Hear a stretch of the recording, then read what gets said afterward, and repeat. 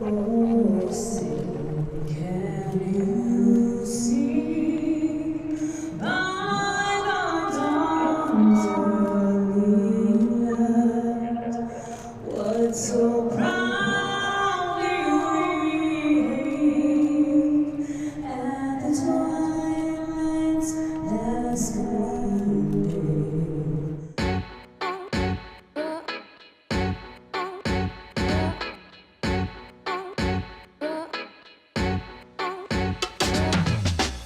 Welcome to Daytona International Speedway.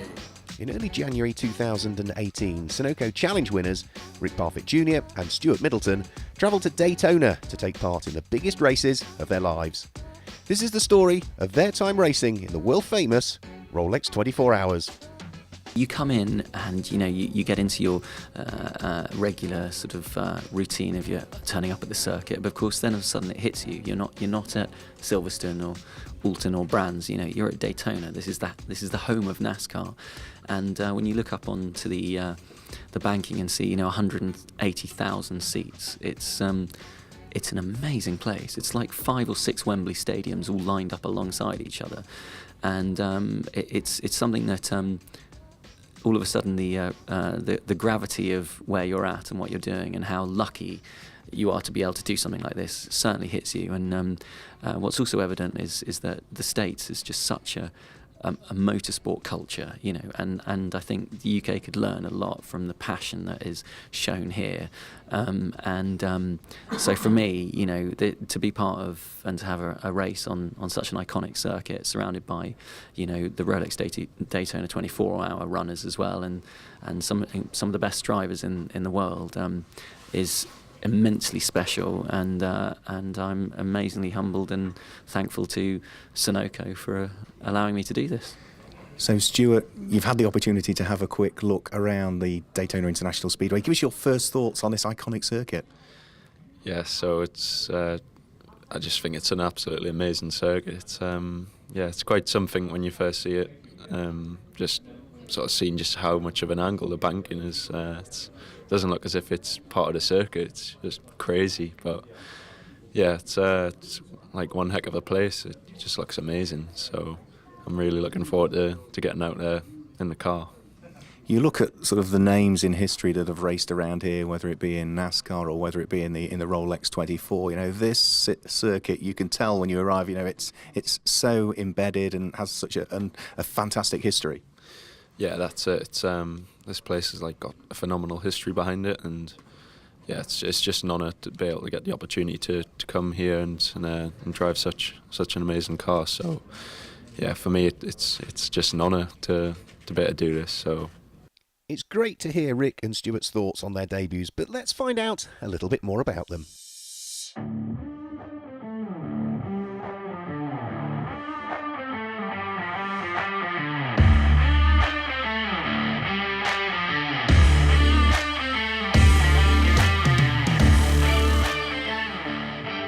In 2017, Rick Parfitt Jr. was racing in the highly competitive British GT Championship at the wheel of a Team Parker Racing prepared Bentley Continental GT3. His teammate for the season was 2017 Sunoco Whelen Challenge winner Seb Morris. Throughout the course of the season, the pairing claimed 3 overall victories, but it was the final race at Donington Park where they crossed the line 3rd overall that meant that mathematically they were the champions. In the process, it meant that Rick Parfitt Jr. also became the only driver ever to have claimed championship crowns in the GT4 and the GT3 class in the British GT Championship. He also then had an unassailable advantage in the point scoring for the Sunoco 240 Challenge.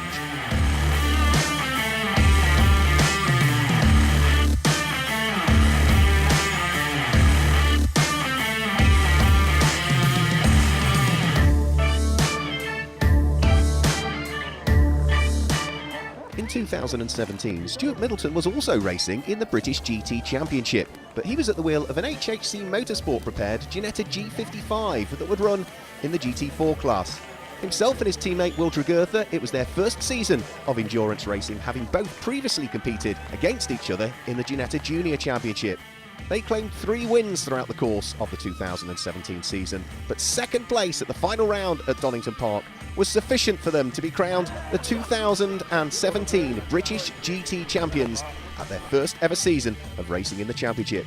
It also meant that the points accumulated throughout the course of the season made Stuart Middleton the Sunoco Challenge winner for 2018.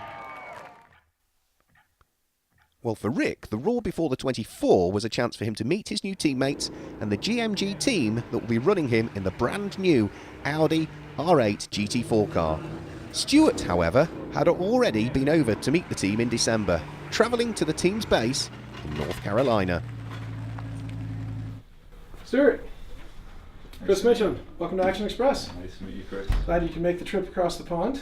We've been fortunate enough that the team's had some good success over the years. This is what we'll be after come January, is being fortunate enough to compete to earn one of these again. So far the team has achieved 3 of these in its history, and I'd say this is probably one of the most prized possessions in the room, next to the championship trophy for the season and also for the NASC awards. So this is the piece of the season that you'll be a part of, and that's going to start out on the workshop floor with the seat fitting. So we'll head that way. The trip gave Stuart the chance to get behind the wheel of his new car for the very first time. It also gave him the opportunity to meet his teammates, the drivers that he'd be sharing the car with at the Rolex 24 Hours just a few weeks later. With a lot to take on board, he was able to learn the controls of the car as well as meet some of the key team personnel. So Stuart, you're getting your first chance to sit in the car here. There's one more person for you to meet. Probably one of your best friends next to your teammates that are also driving is your crew chief, Bill Coiler. Nice to meet you. So you got plenty to learn and plenty to do, and Bill's going to be a good source of information for you as we move forward on the seat fit. So don't hesitate to ask. Like we said, there's no wrong questions. So absolutely. We'll keep moving good through, stuff. But give a chance for you guys to get to know each other. There was also work to be done with each driver having a seat fitting to ensure that they would be as comfortable as possible during the main 24-hour race that would take place at the end of January. This process involved having a bespoke seat insert created that is shaped to Stuart's unique 6-foot 1-inch frame. With all of the chemicals having been mixed, it's simply then just a case of tipping them into a bag whilst the driver remains in the seat. As the chemicals harden, then the perfect seat insert is formed for the driver.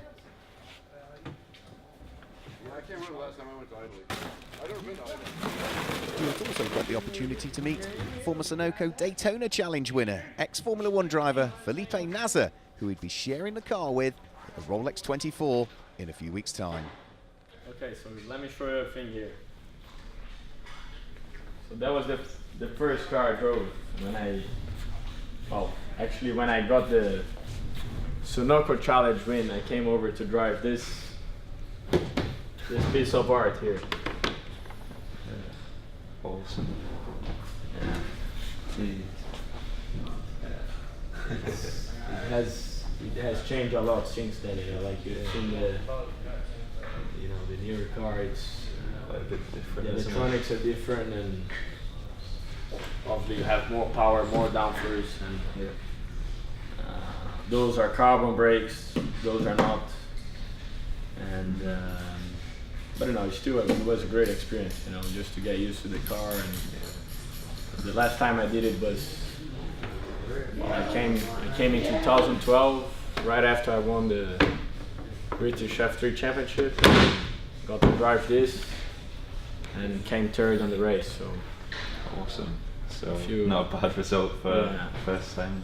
Yeah. Wow. I mean, we got the package. You know, I'm sure we can be fighting for the win or the top 3 easily. So the next stop for Stuart was the Dallara Simulator in Indianapolis, and a virtual experience of his race car. We talked about yesterday, try and make it a more real environment than a simulated environment, and build up to the speed rather than try and go over the top and then bringing it back. So treat it like you would if we were at Daytona. So then build your way up to it, and what I would like to see based on the times this morning, if you can just target a 37.5 when you get there, then try and do that build on it, yeah. and repeat it every lap. Yeah.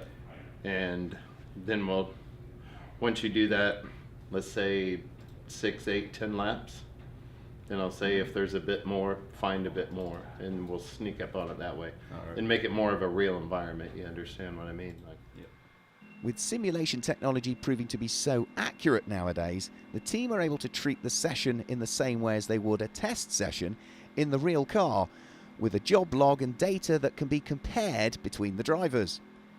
Vital as Stuart tries to get up to speed with an unfamiliar car, an unfamiliar team, and an unfamiliar circuit.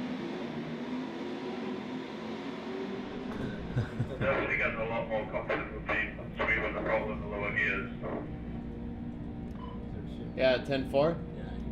That's really good. Just keep trying to nail that lap time over and over and over. Yeah, the tests in the simulator went just amazing.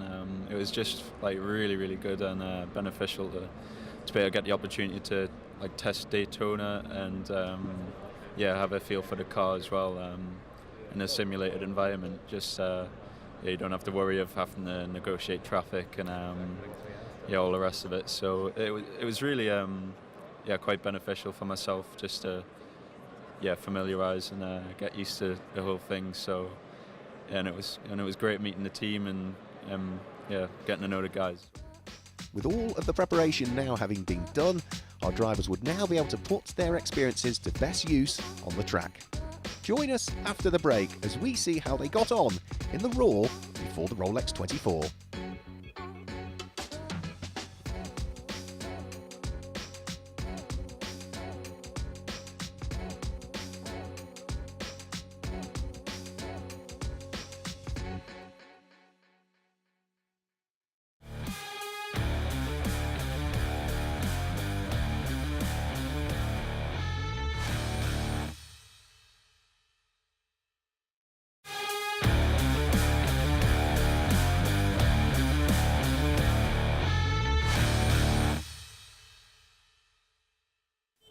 Back at the Raw before the 24, the drivers were getting familiar with their new surroundings, so we caught up with them for their first impressions of the track.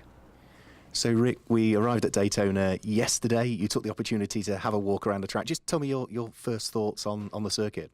I'm looking forward to getting out onto it for the first time and seeing what that's truly like. And I was very lucky that we had a track walk in the evening with the Action Express guys as well. So I had Eric Curran and my old friend Mike Conway talking me around the circuit as well. And as the sun went down, it was an amazing experience. And I'm really, really looking forward to being part of something evidently immensely special.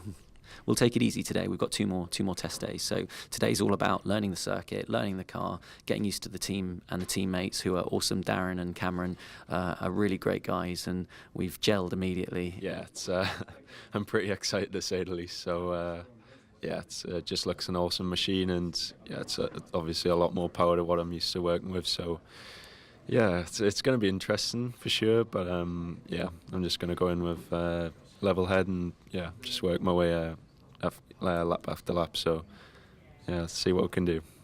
I'm assuming already, because you've driven, obviously, in the GT4 Championship. You secured that championship with Will Trugurtha last year in the British GT. You were hugely successful in the Ginetta Junior Championship. But this car, as you say, more power, but a lot more downforce as well. That's something that you will adapt to over the course of the Raw.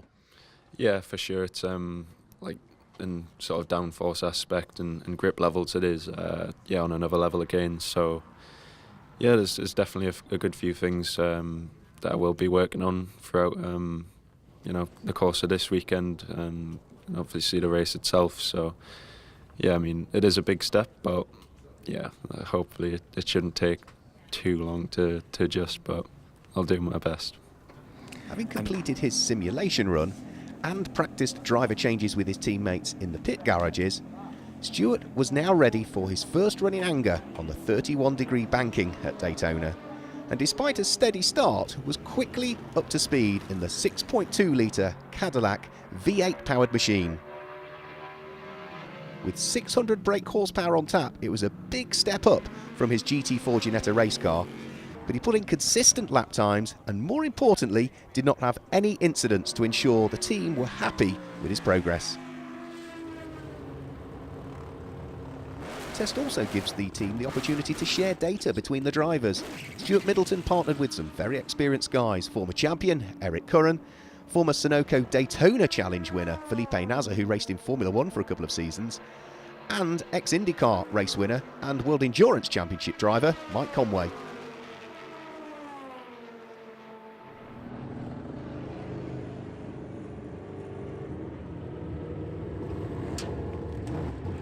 So how was it? I mean, first it must be more power than Ginetta? Yeah, just a bit more. Yeah, that thing is like unbelievable. Like, what an amazing machine it is. It's like the amount of power like underneath your foot is just crazy. The torque must be massive. Yeah, it's like as soon as you're touching it, the gas pedal, it just wants to go. So yeah, that's unbelievable. Like I'm speechless right now. British GT champion and Sunoco 240 Challenge winner Rick Parfitt Jr. was also getting his first taste of his race car. But unlike Stewart, he did not have the luxury of a simulator test for the new Audi R8 GT4, car which was also making its world competition debut at Daytona.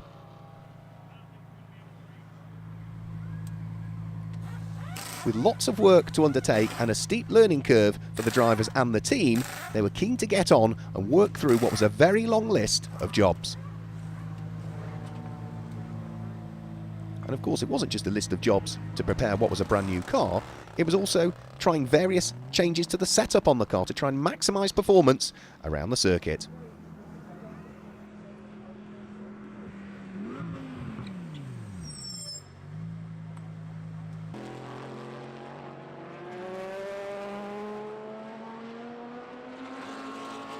As the weekend approached, it gave the drivers more time behind the wheel, so we spoke with the Action Express team manager to see how Stewart was getting on. So Chris, the Sunoco Wheeling Challenge have worked with Action Express for the last few years now. Just tell us your thoughts on Stuart Middleton, who we brought along as our Sunoco Wheeling Challenge this year, and also how he compares to the previous winners that we've raced with you as well. Well, I think the biggest thing you have to start with is Stuart's got a tremendous talent pool to live up to. You know, we've over the past years of the challenge to see ex-Formula 1 drivers all the way up to our most recent British GT drivers that have been in the car, it's a high bar. And I think he's done quite well. I would say out of the group, obviously being the youngest winner we've seen and arguably some of the biggest gap to overcome, he's done very well. Our racing is very different, and I think a lot of times the speed of the drivers when they come here is always there. The challenge really does a good job of getting the driving talent. It's all the extra pieces that you have to put together. And the nice part of working with someone young but yet so much more mature by your years is Stuart's taking a lot in. And I think he realized fairly quickly he'll have the speed in the car, so that makes us comfortable. But the race that we're going into is about all those other variables. Well, the team seem happy, so let's see what the drivers have to say. Today's been amazing. I've got to grips with the circuit. It's incredible, it's daunting, it's fast. It's everything you want Daytona to be. It's everything I thought and dreamed it would be. But I'm looking forward to getting back on with more confidence to go even faster. And Stuart's been doing an incredible job as well. So I think we're representing Sunoco well.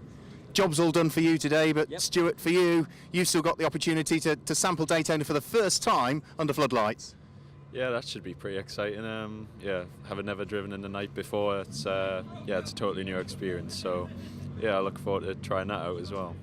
But also here at Day 2 at the Royal, you've had the opportunity to do some more laps in the car and found some more speed. Yeah, for sure. I'm just feeling a lot more at home with the car in general, and yeah, just again learn things to do with the way you load up the tyres, experiencing a whole new level of downforce, and yeah, just the sheer power of the machine. So yeah, for sure, after a few more laps, I'm definitely getting the hang of it a lot more. Well done on Day 2, guys, and we look forward to seeing more from you out on track tomorrow. This is the Raw before the 24, the official 3-day test that's organised by IMSA for the cars competing in both the Continental Tires Sports Car Challenge and also those cars competing in the WeatherTech United Sports Car Championship. For those cars, it is a mandatory test, because here at Daytona, there'll be a qualifying session taking place at the Roar before the 24, and that qualifying session will dictate the pit boxes that each team has for the main Rolex 24 in a few weeks' time. Lead driver Felipe Nasr was on driving duties and put in a superb time to put the number 31 Whelen Engineering Cadillac DPI at the top of the times, ensuring a successful conclusion to the team's preparation for the twice around the clock race.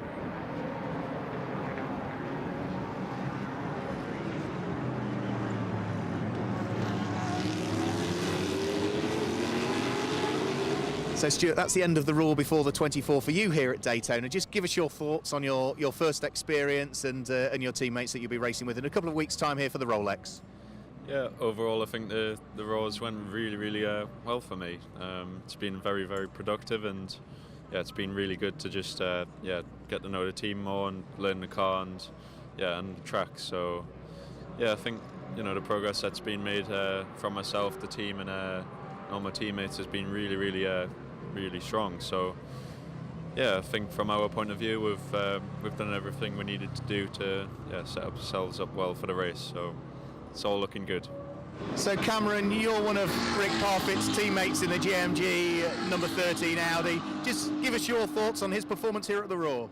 Oh, he's doing great so far. New track, brand new car for everybody, and he's really adjusted quickly to the car. I know it's a lot different from what he's used to driving, front engine, rear wheel drive, big power, GT3 car, but his transition's been very smooth.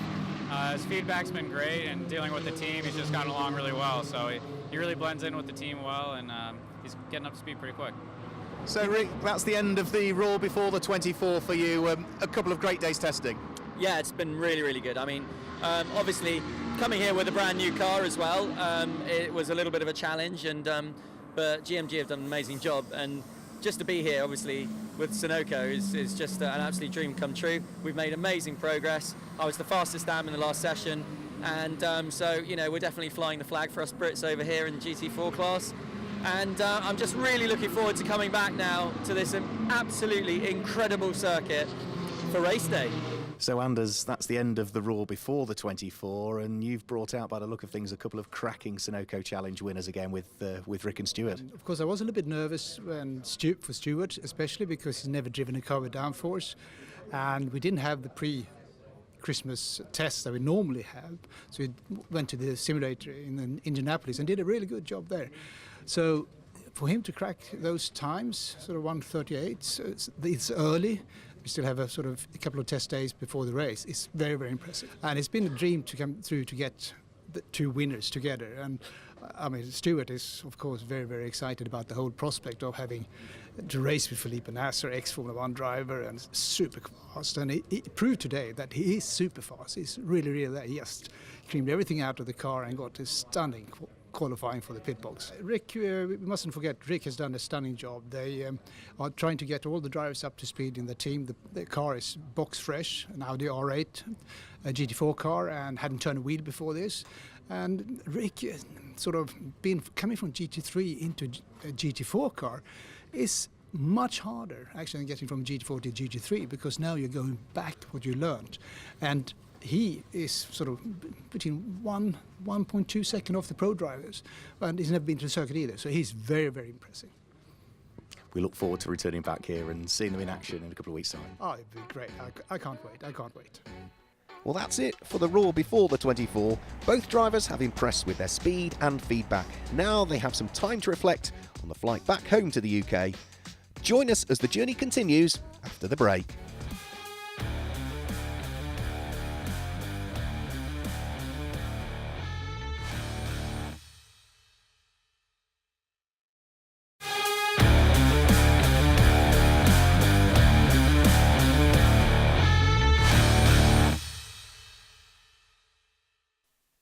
After a 2-week break, our challenge winners returned to the States and Daytona for race week.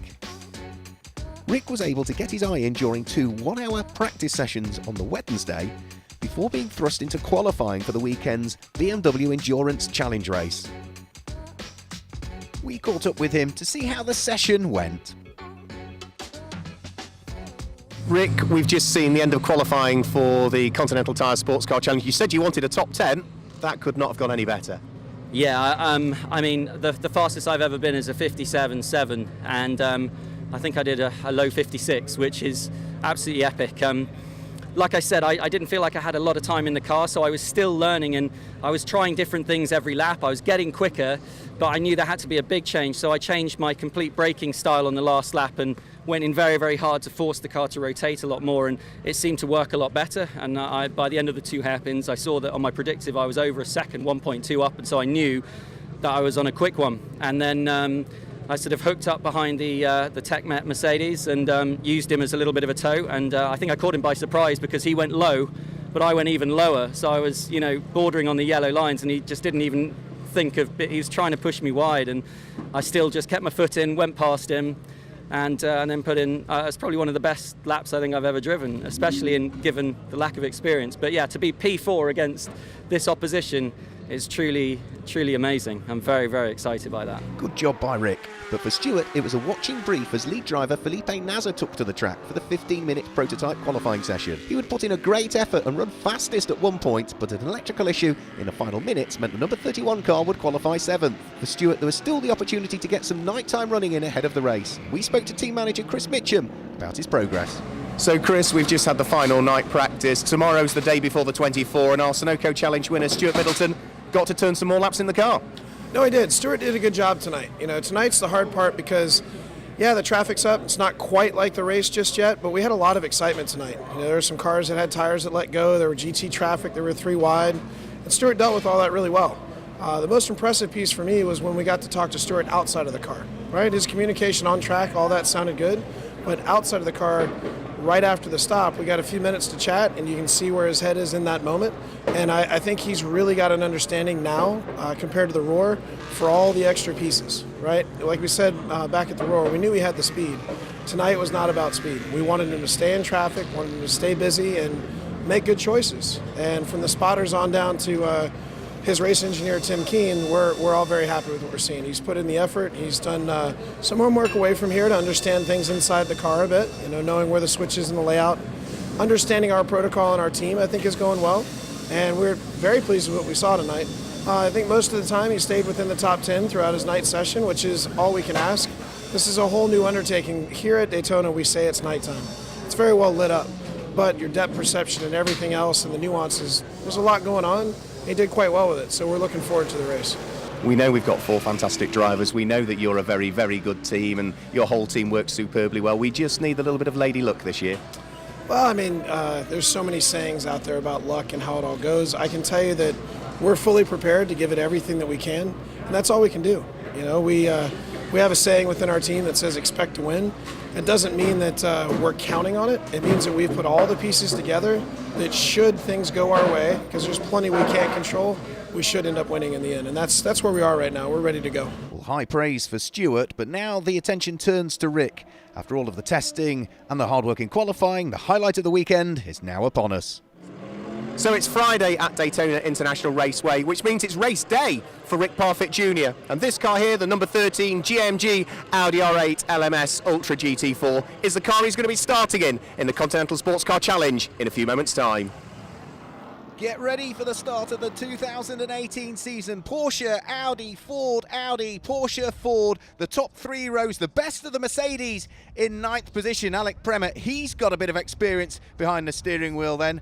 Ashley Freiberg, a late deal to get her in the number 50 Audi in 10th position. And as they head towards the green flag is in the air, we're racing. And underneath the Porsche from pole position, Spencer Pompelli does his job. He's put a gap into the rest of the field as they stream onto the infield. That transition braking, very difficult indeed. Smash and dive up the inside there by, I think that was Pat Gallagher at the wheel of the Ford Mustang. He's having a good look at making up some positions early on. Cal Marcelli had a good start. Rick Parfitt, who won this drive in a competition thanks to his results in the British GT Championship last year, up to 4th position. As this batch of Mercedes comes through the tri-oval once more, and Bryn Jolson has dropped to the back of the scrap between Hugh Plum and Damien Faulkner, and he's now under pressure from another car in the hands of Indy Doncher. The number 7, which is the Dayglow Mustang, is in 18th position overall. And Rick Parfitt, who started in 4th position, has now slipped back to 13th in that GMG Audi and is now battling with his team principal, which is James Petronas in the number 14 car. That's the battle for 12th and 13th. Brynjolfsson has made a mistake and is briefly showing as stopped out on track. So we go full course yellow, as the safety car comes out, and after just over half an hour now, one of the keys to the race, to pit or not to pit. McClear is in, Macquarie's in, there's a whole load of cars deciding to come in on this lap, and you can see just how busy it is in pit lane. All but 5 cars pitted on the first lap under caution. A further 2 cars pitted on the next lap, meaning that the leading cars on the restart were a pit stop down on the rest of the field. With 3 hours and 12 minutes to go, we're back underway with the BMW Endurance 200 here at Daytona. Corey Fergus leading the way by 0.2 seconds. For the RS1 machine, 4th position at the moment, but only 0.5 seconds behind Majeski. Leaders back onto the tri-oval to put 24 laps into the book. McAleer leading away from James Clay and Dylan McAvern, who's brought that number 28 car up from 5th to 3rd position. The problem is they're also trying to get past Ashley Freiberg, who is a little bit sideways on the exit coming out of turn number 1. Now bear in mind, she's a lap down, but we know the car's got great pace. The problem is getting past her and making sure you don't lose touch with the leaders. For Ty Majeski and for Rick Parfitt, who gains the place on Majeski in the braking area. Well, what a good job Rick Parfitt has done since the restart. He struggled a little bit in the early stages, but as a result of the pit stops, he bolted from 10th up to 6th at the restart, and then another place up from there. A really good job that Rick Parfitt is doing.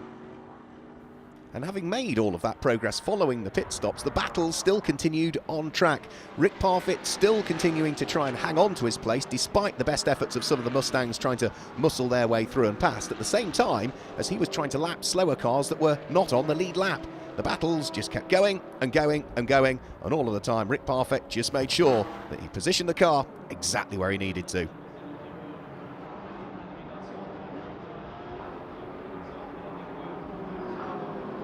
Despite the strong performance in the early stages of the race, an hour and a half in, things were about to take a turn for the worst for Rick Parfitt and the GMG Audi. Oh, but slowing is the number 13 Audi R8, so car 13 with a problem here. Now, this is one of a couple of GMG racing Audis. Rick Parfitt Jr. started that car 13, and it's still Rick actually behind the wheel, but it's come to a halt on the back straight. And remember, earlier on in this race, we had a Ford Mustang come to a halt in a very, very similar position. It's the 13 Audi, which was the one that ran out of fuel with Rick Parfitt at the wheel. So that's the GS Audi, which they'd hoped to get back into the pits. That's been done. It'll be filled up with fuel and hopefully back into the race shortly. So Rick, that's the end of your Sunoco 240 Challenge adventure here at Daytona. Yeah, it's been an amazing weekend. I'm so privileged that Sunoco brought me over here. As I've said before, this is an epic weekend, and it's something that I'll definitely remember for the rest of my life.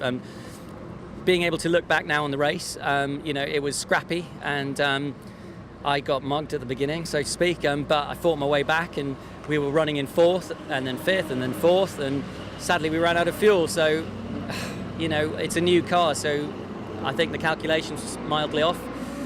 But it was a sad way to negate any form of a result now. But the way things are now, it's all got a little bit feisty, and I think we're the only remaining Audi in the race. And they were circulating at 23rd. Obviously, we couldn't come back from, the car stopping halfway around the circuit. And by the time we got it back and back out onto the circuit, we were a long way down. But all in all, an amazing weekend. We turned up with no one expected us to do what we do. No one expected me to qualify 4th. No one expected me to run as strongly as I did as well. So I feel like I'm really holding up, the honour of British GT and the AM drivers from the UK to come over here and to prove that, we can run with the best of them, given a car with no testing and a new team and new tyres and everything else. And so very happy with my performance, and just what a weekend. And now it's down to Stuart. You know, come away with virtually no damage, only a wing mirror. Sorry, Anders. But apart from that, the car's clean and still going well. Cameron's absolutely flying. Our pro is going really, really quickly. I think we'll gain a few more places, but you know, maybe top 20, but still not bad considering the field was 40 anyway. So a good result given the circumstances, and Audi have got some valuable data on how long their car can run on fuel, that's for sure now. And I'm sure next time they come to a race they'll be slightly better informed. And but we showed at the time there were 3 Audis running within the top 10, and that's an amazing achievement for a car straight out the box, especially with such, like you say, competitive, like it's such a competitive field. So yeah, I think I've got unfinished business here now. I've got the bug. I want to come back and race in the States. Got to come back to Daytona. It'd be nice to bring Bentley out, wouldn't it? You know. So we'll see what we can do on that. But in the meantime, to everyone who's obviously entering this challenge, you know, good luck. It's amazing, and you'll love it. That's it. Well, with the race nearly done, the clock was counting down to the end of a memorable 4-hour race. As the leaders came over the line to claim their spoils, Cameron Lawrence was able to take the flag in 20th position, 7 laps down on the race leaders. It was definitely a case of what could have been, but Rick can hold his head high after a superb Daytona debut. Well, that's all from Daytona for the moment. Join us for more after the break.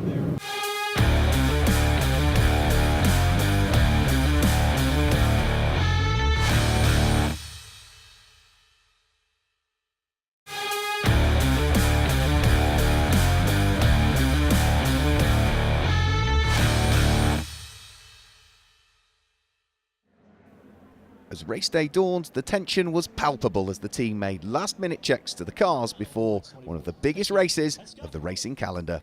Well, the crowd are already starting to flood into Daytona International Speedway on the build-up to the 56th running of the Rolex 24. You can already start to feel the tension build, and in a few hours' time, the cars and the drivers will head onto the grid for the twice-around-the-clock race. With the Rolex clock ready to start the 24-hour countdown, it was time to hand over to Grand Marshal and Motorsport luminary Chip Ganassi to say those famous words. Ladies and gentlemen, please start your engine.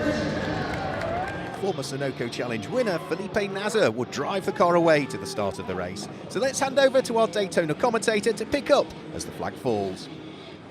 Just a little gap, and now the hammer goes down as the green flag is waved, and Van der Zende in the glossy black number 10 with the blue heads down towards the first corner, brakes, turns in, and round the outside. That looks like the Penske that's a little bit challenged there.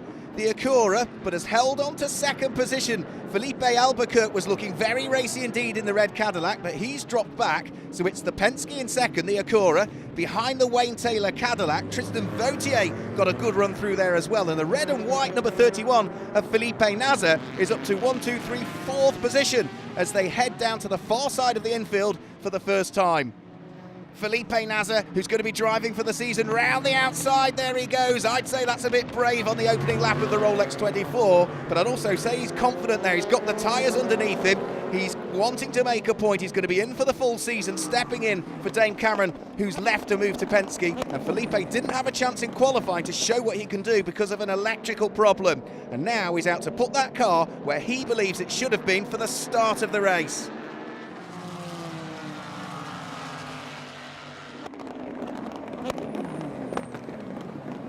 Sterling drive from Felipe saw him side through the pack and making his way past 5 of his compatriots to run in second place, challenging for the overall lead. The number 31 in second place is now just a couple of car lengths away from our pole sitter, and still the leader has not been headed. And now the traffic is a problem right behind the number 21 Audi, and these cars are all battling on the infield, coming down towards the first of the 2 infield hairpins. Now that's lovely driving by von der Linde, and Andy Lally, I'm sure, will get out of the way. Yes, he does. Oh, a bit of dust, or was that something more sinister from the back of the lead Cadillac as he gets through just before the flat-out dogleg and just for a moment pulls out 2 or 3 cars extra on the number 31 in second place. This is such a quality battle. After a scintillating opening triple stint from Felipe and just over 2 hours behind the wheel, he would pit and hand over to Stuart. Having changed the tyres and fuel topped up by the expert crew at Action Express, Stuart was on his way into the history books as the youngest Sunoco Whelen Challenge winner to have raced at Daytona. The 911 Porsche has come in to take its fresh tyres and the 31 leaves the pits. Now that is Stuart Middleton, the Sunoco Challenge winner, that's on board. As dusk came and the headlights came on, Stuart was feeling more at home running in the pack and making good progress. Exchange there down at turn number 1. It's getting very busy with the traffic out there for the race leaders. One of the front runners was really balked by the number 85 car, or was it the 90 of Matt McMurray? Green pit stops at the moment. João Barbosa, who last stopped on lap number 88, continuing with the lead that he's built. Stuart, you just completed your first stint in the Rolex 24. It was a long one and it was a busy one. Yeah, it was one hell of a stint for sure, you know. Yeah, that's got to be one of the most difficult, you know, stints I've done in a race car so far. Yeah, I was right up there with some of the guys who are, you know, world-class drivers. So, yeah, I was having some good fun making some passes, you know, having a bit of play around there. And, yeah, I mean, I was just a bit unfortunate with making small mistakes here and there that, yeah, just cost, you know, chunks of time there. But, you know, it's expected. I mean, I've never driven a 24-hour race and, yeah, I've never done a triple stint, full 2 hours. So, yeah, I think I'm pretty happy with how I performed, but yeah, I'll make sure I'm a bit more on my game next one. It's not a criticism at all making those mistakes. The pace was there. If we can get rid of those mistakes, then the result could be very good. Yeah, you know, from what the guys are saying, iron out the mistakes, and yeah, well, we look really, really strong. So yeah, I just need to really focus and. Yeah, just do the best I can. It looks very hot out there. How's the body holding up? Because you said, you know, you thought the neck muscles and the shoulders might ache. Yeah, for sure. It's very demanding on your muscles overall, really. You know, your back, your neck, your whole upper body. It's yeah, it's really demanding. So yeah, for sure. My arms feel a bit heavier than when I started. Yeah, just gonna get some rest and hopefully I'll be all right. We'll let you stretch off. We'll let you get a rest and all the best. Well done on the first stint. Thank you. Cheers. Well, it's 1 o'clock in the morning now, which means we're not even halfway through the running of the 2018 Rolex 24 at Daytona. The number 31 car came into the pits with Felipe Nasr behind the wheel a few moments ago. There was a right rear puncture. The team went to work. They've got the car back out there, and it's still running right at the sharp end of the race overall. The tyre was a stark reminder of just how brutal the Daytona 24 hours can be, with the strain not only on the car, but also on the drivers and team members. Running throughout the night can take its toll, as fatigue from being awake for nearly 2 days gets to everybody. With Eric Curran and Mike Conway putting in solid stints throughout the night, the car was running in a strong second place behind the sister car of Christian Fittipaldi, João Barbosa and Felipe Albuquerque, who gained the lead early on in the race. One of the unique things about the Rolex 24 at Daytona is it's run with more hours of darkness than any other 24-hour race around the world. The teams just want to get through the period of night, and now dawn breaks, they can really press on towards the checkered flag. With the race entering its final hours, the number 31 Whelen engineering car kept pounding round, with the only wrinkle in the strategy being an unplanned visit to the garage with a cooling issue, which was quickly rectified by the work of the team.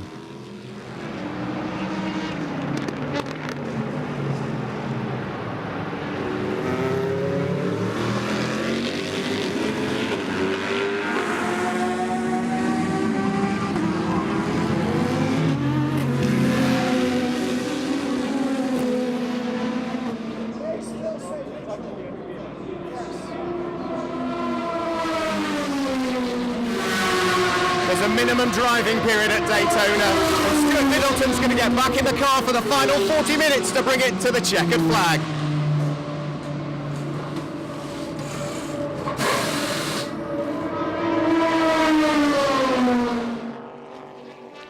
although there was less than half an hour to go in the race, there was still work to be done for Stewart Middleton. At the wheel of the number 31 Whelan car, he had caught the sister number 5 car from Action Express that was leading the race overall.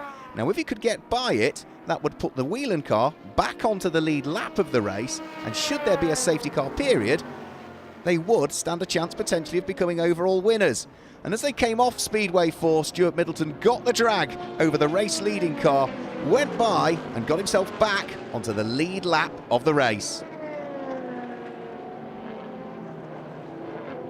Now that Stewart had got past the sister number 5 car from Action Express, he still needed to keep pushing. Even though the race had been going on for over 23.5 hours, the number 31 car was back on the lead lap of the race.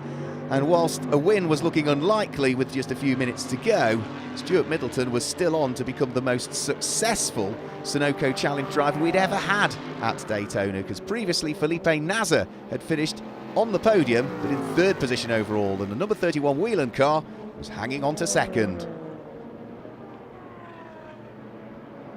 The 2018 Rolex 24 had also had very, very few full course caution periods in it. The race had been flat out for nearly all of the 24 hours, and as a result of that, we were also going to head towards another record. A record-breaking total distance will be completed at the 2018 Rolex 24 by what looked like the sister car to Stuart Middleton.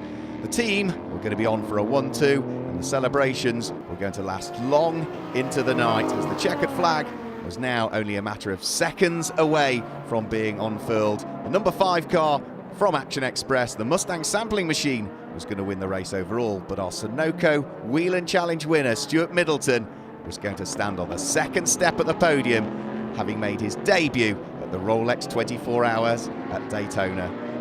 As the cars crossed the line, the outpouring of emotion in the team was massive as they celebrated the 1-2 finish. The Action Express team proving just why they are the best in the business, and Stuart Middleton taking the flag just over 70 seconds behind the winner after a record 808 laps and a staggering 2,876 miles had been completed. We caught up with him in Victory Lane.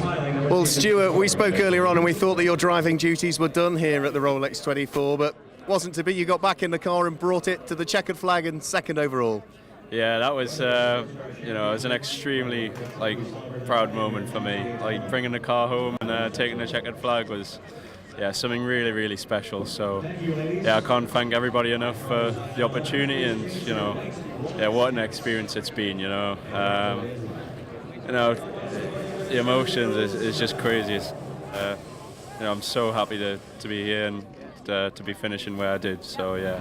So that's it for our Sunoco Challenge winners in 2018. Rick Parfitt Jr. doing a great job at the wheel of his GMG Audi in the Continental Sports Car race before, sadly, the car ran out of fuel. And well, for Stuart Middleton, finishing 2nd overall in his debut at the Rolex 24. It doesn't get any better than that, does it? Join us for more in 2019 with our winners.